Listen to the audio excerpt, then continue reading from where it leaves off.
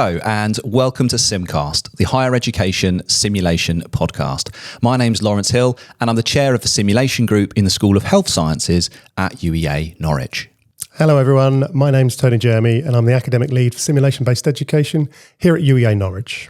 In this episode today, we're going to be talking about looking at simulation from a commercial perspective, and we're joined by two fantastic guests. Thank you very much for coming along, Jamie and Wendy. Hello. Yep. Hi everyone, I'm Wendy McCracken and I'm the Clinical Educator for Elevate Healthcare. Great to be here. I'm Jamie Stuart. I am a simulation industry veteran, but currently I work with our international distributors for Elevate Healthcare. Fabulous. Thank you very much. If you enjoyed the episode, please give us a like. Equally so, if you didn't like the episode, give us a dislike, but let us know in the comments why, because we're always keen to improve. To keep up to date with all things Sim, subscribe to the channel. Don't forget to hit that notification bell. And SimCast is available on all popular streaming platforms. That's good, Tony. It's nice and raspy as well. It's lovely to hear a bit of gravel in the voice. So we're hoping that today's episode is going to give our listeners a bit of an insight into the reality of what it's like behind the scenes, really, in a large international simulation-based education company. So, Jamie, perhaps we can come to you first. Can you tell us a bit about what you do, who you work for, and the journey that Elevate has been on to get to this point? Okay, yeah. I work now for Elevate Healthcare, which came into existence only a matter of months ago. Before that, it was known as CAE Healthcare, which was going for about 10 plus years. Before that, I worked for a company called METI, Medical Education Technologies, Inc. What I do day to day at the moment is work with our international distribution partners. So there are certain countries in the world where we operate directly, like the UK or the US, and there are countries where we operate indirectly. We have other companies that we partner with to work and meet those local needs. We don't know what we're doing in Malaysia or something like that, so we'll work with a local company. And we have 60 such companies around the world that we work with. So working with those guys all over the time zones, all over the globe is what I do currently. But looking back to those sort of METI days, METI was a company that started in like 1996 or something like that. So simulation, task trainers, they've been around for a very long time. But high fidelity simulation is relatively young. I think in 1996, METI came out with a very, very high fidelity patient simulator based on research from the University of Florida. It's still on the market. It's called the HPS, and it's over $250,000, right? It analyzes gas. Yeah, no, and that's just to get the kit, then to install it and have all the gases plumbed in and scavenging system. If you want to use anesthetic agent, adds to the cost of that, and running it is expensive. And but that's where they started with this model of physiology that was developed from the University of Florida. They then commercialized it, created this all singing, all dancing simulator. Very specialized. Not many places could afford it or want it, but they did start selling it around the world. And initially, all over the world. Like the first three, one went to the University of Florida, of course. I think one went to Auckland and one went to Bristol in the UK. So straight away, there was an international market for that kind of high fidelity simulator. And over the years, we've just seen that technology shrink a little, come down, make it more affordable, portable. I mean, over the last, I think I've been working in the industry for 18 years, and I've seen it change incredibly. Like there was an arms race to come up with. I was just the word arms race was. I was just thinking this feels almost like it's kind of, to put it in a military setting, that there's this huge leap forward in terms of technology and capability that then kind of migrates to a more affordable, more civilian feel. Yeah. Is that kind of what's happened with Elevate in that history of that? Yeah, that model? And military is kind of a good analogy, because a lot of the companies were born out of military aviation. Like I think METI were involved with L3 Communications, Lockheed Martin, companies like that, and CAE, who acquired METI, who I worked for years. Background in aviation, right? Yeah, exactly. And they obviously civil aviation and looking after all the airlines and training their pilots and retraining their pilots, but also military as well and training. So that, you know, there was a good and bad part of bad sides to those companies. There's a side that's training them in simulators how to be more efficient at killing, and there's a part of the company that's training them how to be more efficient at saving lives as well. So, and I was on the good side of the company. It's lovely though, isn't it? That I think we're in a bit of a kind of a boom phase of simulation and the technology that goes into it now. And like you say, it's more accessible, it's more affordable. Physically, the technology is more compact, so you can. I remember an old SimMan mannequin which had an external compressor. That's right, and that you had to lug around everywhere. And but that was music to my ears when those sort of level of simulators came out. We had to go out and show them to customers or potential customers, and it was just having to take around the mannequin, this portable compressor, which was actually just weighed a ton, but a different box that you would plug it into and a big umbilical cord. And products like SimMan Classic and our ECS, they were state-of-the-art and really portable.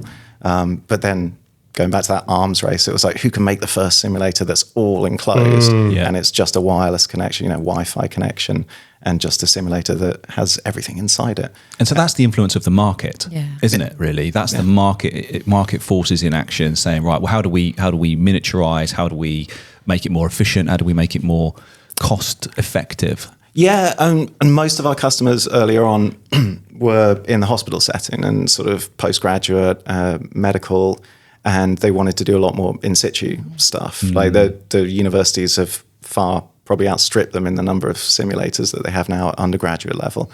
But initially there, it was that demand from the market that said, no, we don't want to have to take this compressor from room to room. We don't want to have to put this box under the bed and fashion it so we can do transport courses and stuff like this. We absolutely need something that's portable. And not just the hospitals, like militaries were our customers as well, like combat medics and things like that. They need something that can move. Sure. So that's... And I think from an education perspective, as simulation, as in hardware has developed, the education theories or education need has had to grow as well.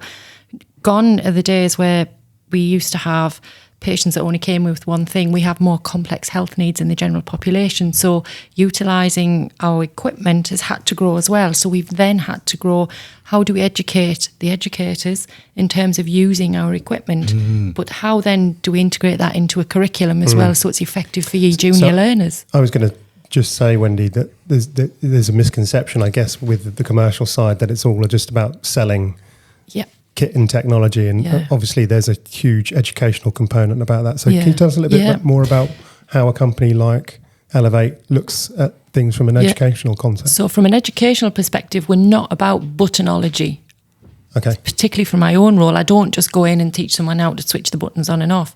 It's about how do we make that fit your curriculum for the care needs of the patients, because ultimately that's the effect that we want. So my background, I'm a nurse, I'm a midwife, but I've got a huge educational background, including a simulation background which I've gathered over the years. But what we want to do is how do we make that work for today's healthcare professionals coming up in our professions? We've all been in healthcare for many years, but how do we make it suit today's society and suit today's work? It's about looking at the models of education in general, but how do we make them fit? And how do we language, which is something that you've looked at in your own SimCasts, how do we make the language and how do we make that education fit for different organisations? And whilst we have governing bodies in nursing and midwifery and OPD and healthcare, we've still got to make the patients have the best safety outcome. That's ultimately what we're after. But you don't all just have, we talk about professional bodies here in the UK, but you're a global company as well. So you have like a global audience that you need to think and be mindful of as well. Yeah, so wherever we go in the world, so I often travel internationally, often go to India. Their governing bodies are very different to what we have in the UK. If we go to the US, they're very different, where a lot of my colleagues work in the US. And so we go all over the world, and to make that education match the curriculums or the standards, it's a juggling act, but it's a really well worth doing, because then that gives ultimately the patients the best outcome, because that's ultimately what we're after. Yeah, I'm really interested in this this perspective that you've got as a global organisation that's facilitating the delivery of simulation. So, what would you, from your experience, what do you think are the kind of similarities and the points of difference between the UK and the rest of the world in terms of a simulation as a simulation-based education in general, from both a clinical education and also a kind of more technology kind of driven corporate perspective? I think Wendy? Certainly from the education perspective, that every country we go to is at a different level. So one model doesn't fit all.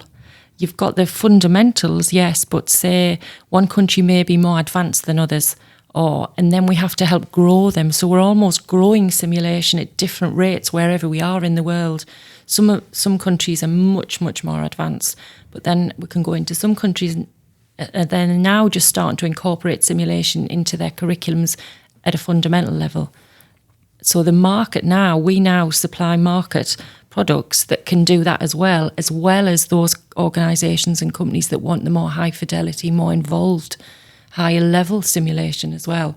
But fundamentals are always the same wherever you are in the world. But from your educational principles, yes, absolutely. You just build on them. From your point of view, would you say the UK is more developed than in terms of its use of simulation? Yeah, I would certainly say so. I think we're leading the market where we're heading there. Absolutely, yeah. From where I go, I would certainly say that India, where I'm going, they're growing at a rapid pace, but they're still quite far behind us. But their intent, what they want to do, is phenomenal. And when we go and we work with companies like in India, they're like sponges. They want to take so much education, and that's great because you can see them learning and developing at a rapid pace. Jamie, is that a similar kind of? Yes, it's why I ask, because I mean, we saw however many years ago it was when the NMC decided to let simulation become part of those 2,300 hours, right? And at first it was maybe just 300 hours. 300 hours, caps lifted. And so but the NLN was behind us in that sense, right? So the American body. And so the UK were more progressive at that stage. And I think are still out in front, I would say. Yeah. And I think now that more of the professions within the UK are able to incorporate simulation-based education within their curriculums, I think that's what's platforming us away, even at a more rapid pace. So when you sort of refer to those, like a different, like a global perspective on simulation being more advanced in the UK, I think, are you referring there to the kind of the principles of education around simulation being more embedded? Or are you kind of referring to the sort of use of technology in those simulations? I think it's a bit of both, because sometimes when you go, when I'm working here in the UK with the teams at the colleges, the universities, the organisations, they've got fantastic technology, but they don't always use it because it's not always about all of the technology. It's how do you get that best possible outcome and what fits your objectives. Because ultimately, an education episode always starts with the objectives. What do you want to get from this?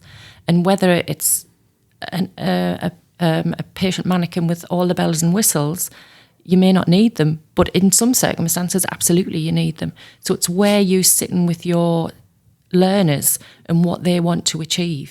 But even, I remember when I was learning to be a student, we used to give injections on oranges. But it was effective. It worked. We got the correct technique. And sometimes we still use that. And what's wrong with using that? But if you want a little bit more advancement, then we've got injection trainers now, so we can see where we've moved forward with that. Specific equipment that does that rather than an orange or a toothpaste tube. Lawrence, is there a part of the world that impresses you from a simulation? I'm always impressed by the Aussies. The Australians always seem to be really kind of at the bleeding edge of simulation. I'm not sure I know enough. I mean, I would love to go on a tour of some international simulation centres to see. But that's something that a previous guest did, wasn't it, Jackie? Yes. Dias. Yeah, Jackie Diaz. She'd done some work in both in developing nations, but also in the Middle East. And I think that kind of is a neat segue, actually, back to you, Jamie. Like the market in terms of simulation mannequins that kind of meets that changeable need. Do you notice any trends and any differences in terms of the types of simulators that you're selling to various different parts of the world? Over the years, yes. There's definitely clear trends that in Far East, there'll be a lot more surgical simulators purchased and stuff like that, less on the patient simulator side. Middle East, there's across the board. They can get everything. Yeah, right? they do, But they have quite deep pockets in the Middle East in some countries. So. But Australia, as you mentioned, again, across the board, a lot of standardized patient programs as well. And the standardized patient thing, really patchy across the world. I see real organization, and America does it very well, and Australia does it very well. I don't see it as prevalent or as organized in this country. It's doing a 360. The simulated participant or simulated patient, ASPE refers to it as simulated participant now, because it's not always a patient. So it could be used in different roles. But it's doing a 360 now. So it's now coming back on. The advent of the simulated participants is becoming stronger again. It was very trendy, then it moved away. But now it's actually coming back, particularly from a communication perspective. And I think, just to go back a little bit about curriculum and learners and what types of simulators are being sold, it depends who you're educating. Because traditionally, simulation has been a medical profession. Now it's very much embedded into nursing and other healthcare, allied healthcare curriculums, and quite rightly so. And the stretch as well. Yes. Historically, it was all ED and anaesthesia initially, wasn't it? And there's so much more breadth and depth now for simulation, which is, for me, really exciting. I think there's a realization too, isn't there, that lots of the learning that has taken place historically on pre-registration healthcare programs, we would probably identify it as simulation, but people haven't always seen what they're doing as simulation, and that that opens doors as well to introducing more better techniques and debriefing models and ways of enhancing that learning. So we've talked already about the fact that the market is quite competitive with some of the companies. What does a company like Elevate do to, again, be on that bleeding edge of research and development? I mean, certainly for us, we offer more than a product. If we can offer, we do offer, yes, the education around embedding into curriculum, but we've got an arm of consultancy. You want to build a sim centre, this is what we can help you with. You want to start to planning outreach, we can help you with that as well. You don't have you want faculty development, so how do you encourage your staff to develop themselves as a faculty team? We can help you develop them as well. We have essentials of simulation, we've got debriefing skills, etc., all embedded in packages that you want. So you tell us what you want and we can give you it. And that's so important, isn't it? Yes. I know so many hospitals that acquired a high technology patient simulator that then sat in a cupboard because they didn't know what to do with it. Unfortunately, it happens way too much, all over the world. But that is, as you say, something we try and combat by having consultants before sale or sales specialists. I mean, I think our educators, at one point in time anyway, in the company, the number of educators we had on our books was outstripped the number of salespeople we had on our books. We wanted to sell the stuff, but we wanted to get it used. And whether it was through curriculum integration in whatever country, I mean, even in this country, we did a lot of consultancy work when those universities were coming on board again. We're going to do simulation now for our undergraduate nursing program or whatever. We've never done it before. How are we going to drop this into the curriculum? We had a team of people to help do that. Yeah. And now there's me. Right. Okay. But Wendy, your background in education, Jamie, you're predominantly sales. There must be crossovers. There must be, you've obviously learned from each other. Yeah. I think sometimes we work together. So Jamie will find an organisation or find an episode or an opportunity, and then I often go in and work with the team and say, right, this is what you can do, because we've noticed that particularly over the advent of T-levels coming into the world of healthcare. Right, yeah. So now they are brand new people. They need from A to Z on simulation, including what equipment is best. So we make a team, and it's making sure the equipment fits the curriculum as well. It's not about the bells and whistles like we said earlier on. Right. And, Wendy has her ear to the ground. I mean, obviously in market research for new product development and that kind of thing, we obviously canvass our customer base and beyond, but also our team of educators are going to say, this gets used, this doesn't get used, these people are crying out for this needs developing now and fast, right? So, and from the technology side of things, obviously a lot is driven by the wider tech world. Again, how does the R&D team, is there an R&D team? And how do they kind of use the latest technology and integrate it? With some of your simulators use augmented reality, HoloLens and things like that alongside their simulators. So. Yeah, I mean, there are good uses and bad uses. If we come back to that arms race thing, I think the companies are guilty of, let's just add this to the simulator because our competitors can't do that, right? And do people actually want to use animatronics on a simulator? Is it absolutely necessary? But it means we can win that deal because our simulator does that and theirs doesn't. And I don't like that, right? I mean, what we're currently developing, what we're looking at right now, having listened to people, is you don't use all 100 features. No, right? You're only using 60 of them. Can we design something that's modular? Can we design something that at this point in time, for whichever disciplines you're teaching, build a simulator and you build the simulator that you need and doesn't have all these extra features that you don't need. And in time, like if you do bring on other classes, other disciplines, and you need to add a higher fidelity lung or whatever it might be, you can add that to that simulator. So a modular kind of simulator. That's definitely something we considered, didn't we? We recognised that we had learners who needed some functionality when it came to the technology involved in simulators, but we also realised that there would be other things that would probably never get used. And as the purchaser, you're thinking, well, why would I invest that money in those aspects when we don't need them? But I think as a company, we want the voice of the customer. We need to know what you want, because how then do we move forward? Because there's no good, it's like Jamie said, there's no good building fancy schmancy if you're not going to use fancy schmancy, because it doesn't work for everybody. There's no good being in a sim wars. Yeah, we want what functions and what works well for you as a customer.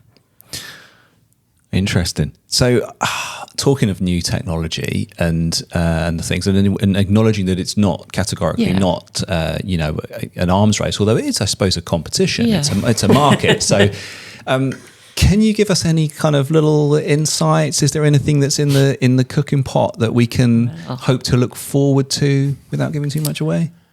Yeah, I think so. I mean, we continue to develop like digital solutions and sort of things that can be, COVID brought a lot of that to the fore, of being able to have distance learning and things that can operate in the cloud, and so whether it's just teaching basic physiology, pharmacology using our models, but just remotely and things like that, having virtual patients, that sort of thing.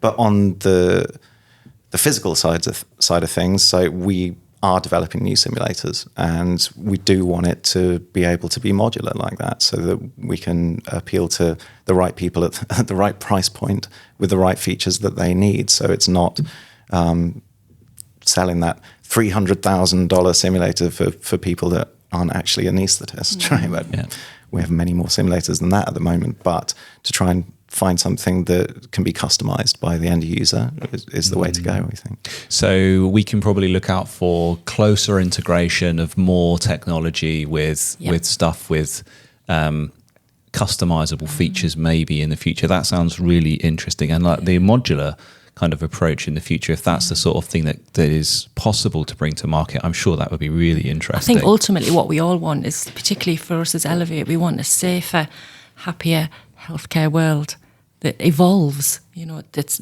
magic moments, that's what we're here to help you with. Yeah. And that's what we want to do. I mean, an example at the moment is, one example at the moment is we've got simulators that have different sort of heads and necks. So there are ones that, like a Apollo nursing. Yeah. You can put in an NG tube and gastric lavage, right?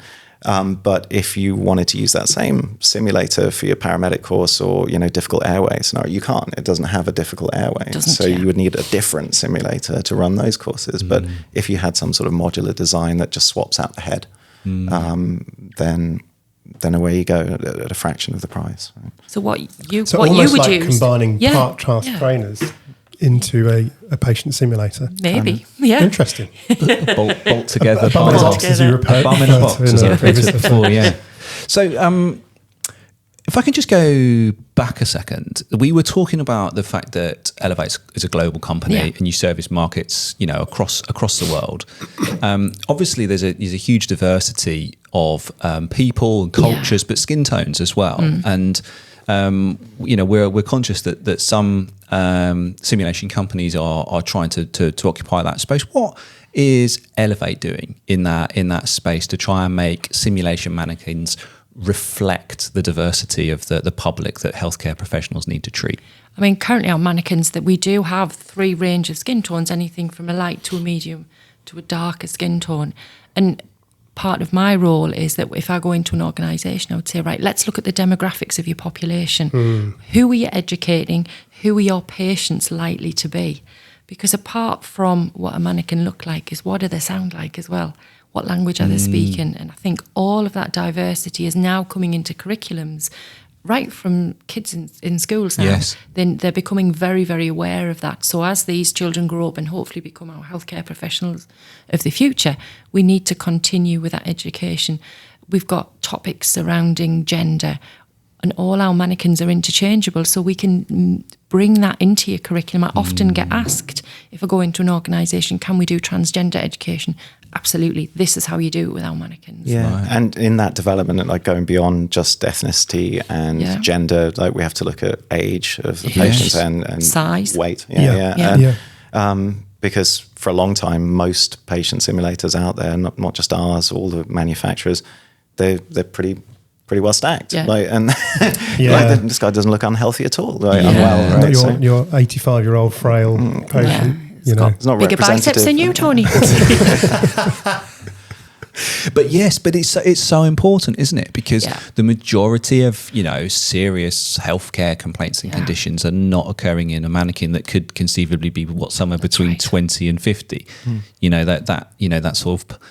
Obviously, because of the nature of using synthetic materials for skin is that it tends not to look imperfect. But having mannequins that do reflect the diversity of people out there is important. Yeah. But I can imagine the technician world thinking, where am I going to put all of these mannequins? Yeah. So but it's an interesting one. Yeah, no, I mean, to try going to India or China and sort of saying, here's our 6-foot white mannequin, right? Yeah. It just doesn't go down too well. No. And I have an extra suitcase when I go because I have wigs. Yeah. I take piercings, so the ladies get the bindies, the wigs, the jewellery, to make them look like the demographics of their population. Yeah, and I think from an educational perspective, that helps with the immersion of the learners as well. Because if they're seeing something that's not real or they're pretending, well, that doesn't help with their learning experience. Yeah, we've talked quite a bit recently, haven't we, about the importance of a fiction contract and working with your learners. Yeah. And of course, the patient simulators are part of that, aren't they? Yeah, they certainly are. Okay, great. Well, we've talked quite a lot about what it is that you both do. I would love to get into why. Like, why did you get into doing what you do? What is it? What's your cause? What's the reason that drives you in simulation-based education? Wendy? Because it's the future. People need to experience patients now in a safe environment to give them that protection to learn for the future, to give the patients and families the best outcome in the end. I had a fantastic experience with my training. I want to share that fantastic experience that I had with the healthcare professionals of the future. The way I was trained is very different to the way we train now, and that's fine. But the outcome of the patient safety is the end goal. We want the patients and the families to have the best possible outcome. And that's what drives me. It's knowing that I can facilitate that education. I can drive someone and share a little bit of my passion so that they come out delivering the best care possible to that patient and that family.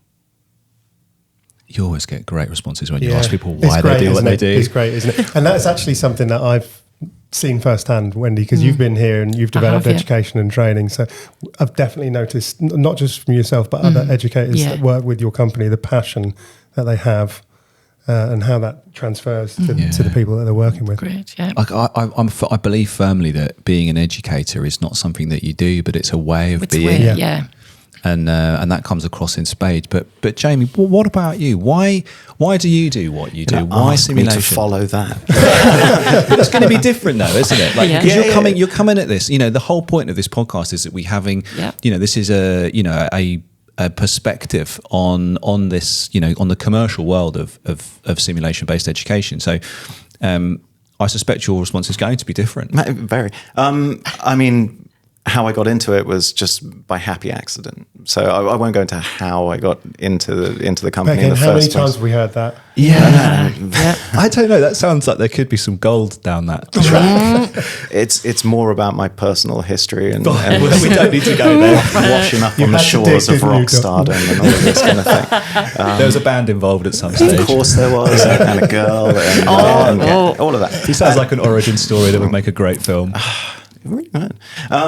But once I was in there, once I was surrounded by the small company at the time and the customers, the few customers that we were serving, I kind of then realized that these were all great people, like really good people, and it's what keeps me around.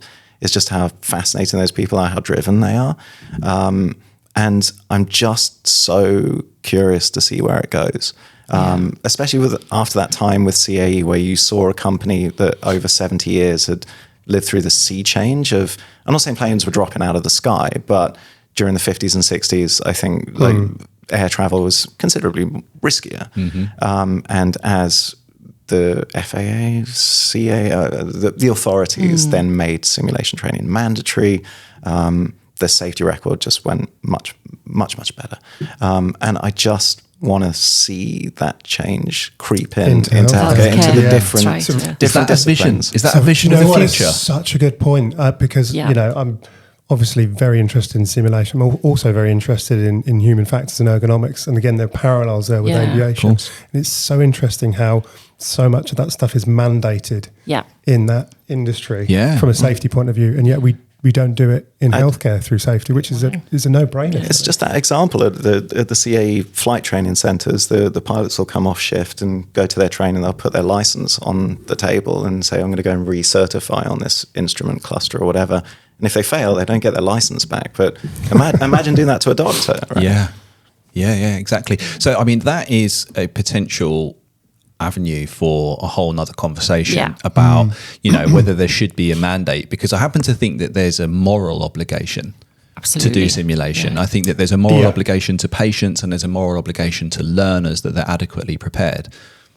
Whether there's enough weight behind that to say actually there is a mandate, I think there's some very valuable lessons to learn from other industries. And the weight is now coming. We're starting to see a lot of investigations within the healthcare field. And how can we start to put Jackie Ockenden, all the other reports that have been out recently, they're all saying, this is what they're saying. So for us in simulation, this is our time to fly. This is our time. Okay, this is what we can do to help you get this right. Yeah, and I don't think it'll be some heavy-handed sea change across it. It'll just be little by little, discipline by discipline, introducing it ever so slightly, but more firmly as the years go by. I think, anyway. I can certainly see from my time when I first started simulation how it was only nurses that did that, whereas now we can see multidisciplinary simulations happening. Education is so powerful when we get everybody interdisciplinary people working together in one learning episode, and you learn so much from each other. And I think that Martin's Law, coming in response to Manchester, and I think what an area we might see this is running, authentic in situ simulations that test evacuation and rescue plans that need to be multi-agency by virtue of that's the kind of nature they are. So, I think you're right. I think what we'll see is a mission creep originally from just, I suppose, the military mission that simulation sort of set out to do into aviation, into healthcare, and then maybe into other settings as well. I think we're moving from a creep to a run. Or we need to be moving from that creep now. I think the speed, the momentum is building. So let's go with the flow. How influential do you think the corporate side of simulation is in terms of moving something like that forward? I actually think it's quite big, because certainly from moving from a healthcare profession environment from the NHS where I was, and then at the Nightingale, and then back into working with Elevate and as CAE was, the momentum that I say I've got more influence now. People see me as Wendy, the educator for Elevate, and what can you do? My hands aren't tied like what they were when I was educating within the NHS. I've got a little bit more flexibility, and I've got a fantastic team around me. Not that I didn't in the NHS, because I did. It's just a different team for a different moment in time. I was going to say the same thing. It feels like you've got more flexibility to push those boundaries a bit more, and you're not kind of wound down with the same regulations. Maybe you are. I don't know. But we still within, for me as a professional, I still have to abide by the NMC, because I'm still registered with that. I would never, ever let that go, because that's where I come from. Yeah. That's where I am. But I think we certainly do have that flexibility as a team to support what the learners out there need. Fantastic. So, go on. I was going to ask about, I'm just curious, I want to know more about what it's actually like being in the roles that you do in the organisations that you work for. And I was going to ask you what an average day looks like, but I can see that you operate on timescales like any company, which goes beyond a day. And clearly you could be, one day is not going to be enough. So what kinds of the blend of activities that you're likely to be doing over, say, a typical month of your calendar? My first thing is communication with across the team, across the world. We communicate. We have regular meetings regularly. What do you need here? What do you need there? What do you need here? But from an internal team, and I call it from us in the UK an internal, or internationally an internal team, again, communication is, what is Jamie doing today? What do you need from me? What can I help you with? What can Jamie help me with? And what can the sales team help me with? And where have we got the little things bubbling underneath? And Wendy, can you just pop up there and see what's going on there? And how can you support them? But then talking to, I work with Jean-Francois, who's in France, who I know that you know, and then Jan Thomas, who's in Germany, is the other educator. We have our own little communication and own thing. Right, Jan's, as it is now, he's currently in Abu Dhabi. Jean-Francois is in France. I'm here with you guys today. But Jean-Francois has taken the calls from, if there's any calls from customers. So there's always somebody on the ground that's willing to take a query from a customer, whether they come through the customer service, or Christiana directs them to us, whether that's an education one. So communication for me, I would say, is the priority of my day. Yes, I answer the emails, the team's messages and the meetings, the organisation. But being in contact with the guys on the ground, the customers on the ground, is that's where I get my passion and pleasure with. And your day-to-day will be, 50% travel, 75% travel? Most weeks I travel. Weeks I travel. Customer satisfaction and travel. And I've got a little interesting story about Jean-Francois, actually. Running. He came to do some teaching here, and he had a hotel nearby, and his taxi didn't turn up, so he ran to the university. Wow. With his backpack on. And bear in mind that Jean-Francois has a military background. It's probably a good 15-20 minute run. He just yomped it. He yomped it, I don't know what the French translation of yomping is, but he did it. He's ex-special forces, though. Yeah, he is. Right. He was probably quite pleased the taxi didn't come. Yeah. Chance for a bit of a runaround. But it was a bit hot, though. That's going above and beyond for your customer satisfaction. So lots of comms. Yeah, lots. And I imagine your passport's got lots of stamps in it. It's very full, and I have to renew it quite often. Do you? Yeah. Yeah. But I think it's developing what the customers want. Yes, we communicate with our team, but we communicate with the customers on a regular basis. Tell us what you need. Okay, then we get together as a bigger education team, and then we're like, right, let's develop a programme about this. So we get a lot of educational tasks to do as well, which we want to do. We want to develop what the customers need. So facilitating that curriculum design is a significant part of what you do. And linking with governing bodies. What are your curriculums saying? So this is how we can help blend in with that as well. Sounds interesting. What about you, Jen? How does it, in contrast or in parallel, what does a month look like in your calendar? Over the years, that's probably less travel than there used to be, but I work with all of those international distribution companies, and there's projects going on all over the world at any point in time, and if I can support that remotely, like getting the information that they need, what their challenges and hurdles might be, what their end user, what their customer wants, and sometimes it's traveling to those distributor, whether it's let's say Portugal or Germany, not Germany, but and educating their teams into what we do, why we do what we do. It's probably not as travel-y as your job. But I think you're more of a resource. You're a fantastic resource, Jamie. You've got a lot of experience. Yeah. But for me, as somebody that's relatively new within the company, I know Jamie's there, and I don't have any problem, and I know that he'll answer me quick as, and that goes for a lot of the team. They're on the end of the phone, and that's great. It's a great feeling to have. Sounds like a really good team to be in. I mean, it sounds like a great job, to be honest. It sounds like a lot of fun. You can't have it. I'm not letting it go. We'll obviously have people watching who have got different backgrounds. Yeah, absolutely. A lot of them will be healthcare based as background. We'll have technicians, people who now work in education. What sort of advice would you give to someone who's thinking about maybe going over to the commercial side of simulation? Do it. Try it. If you don't like it, go back. Yeah, you've got to dip your toe. You might even just go maybe work with somebody for a couple of weeks, see what it's like. Unless you try it, you're never going to know. Don't spend your life wondering what if. Just do it. That's been my whole thing about life anyway. But I think it is difficult. We know in today's society how it is. But ask the questions. Speak to somebody. Pick up the telephone and come visit. You're not going to find out unless you ask. Great, thank you. Jamie, anything to add? Not really. I would say give it a try. Yeah. I mean, I'm here 18 years later after giving it a try. I'm in the same position, actually. Yeah. I gave education a try. Yeah, you give it a go, yeah.